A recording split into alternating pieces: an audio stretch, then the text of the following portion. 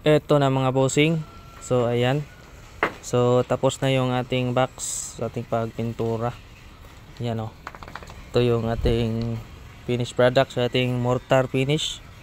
Yan, kita nyo naman yung ating pagka-mortar nito. Yan. Yan. Sobrang kuhang-kuha. Pero hindi pa yan talaga yung hinahanap ko na textured. So always searching tayo mga bossing kung ano yung mas ikagaganda pa sa ating mga project. Ayan, dito sa likod yan, may abang yan, dalawang speak on. Yan, tig-isa-isa sila. Ayan, ito yung full body niya mga bossing sa ating textured mortar finish. Tapos dito, yan, yung kanyang harap is neon green yung kulay mga bossing. Ito yung request ng may-ari nito. Ito yung gusto niyang kulay. Tapos yung kanyang takip is black para bagay na bagay dito sa ating neon green. Yan o. So hindi pa to masyadong tuyo mga bossing, kaya dyan ko na lang muna nilagay yung kanyang takip. So yan. So ito i-update sa may-ari nito. Taga dito lang to sa amin sa Davao City. Tibungko, Davao City. Ito na bossing yung box mo. So ito pala ay size 18 na MCB box. So ito yung kanyang appearance. Yan o. Kita nyo naman yung ating texture dyan.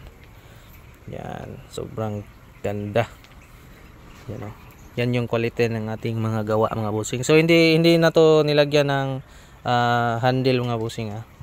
Yan yung request din ng may-ari. So kaya ganyan lang yung postura niya. So kakabitan natin yan ng mga corner guard pag 100% tuyo na talaga siya. Yan. So ayan. So sa mga gusto magpagawa ng mga speaker box, kahit anong speaker box, basta kaya natin gawin, gagawin natin yan mga bossing. So PM lang tayo.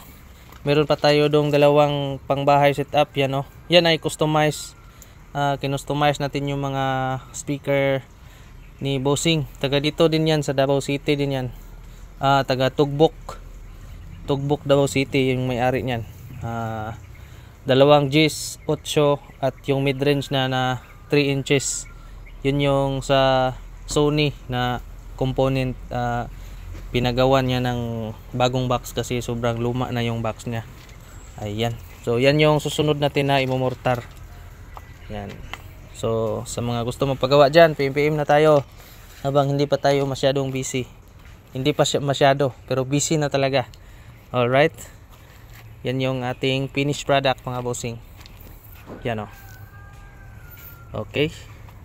So hanggang dito na muna yung ating video. At i-update ko na lang kayo sa sunod natin video. This is PCL Audio.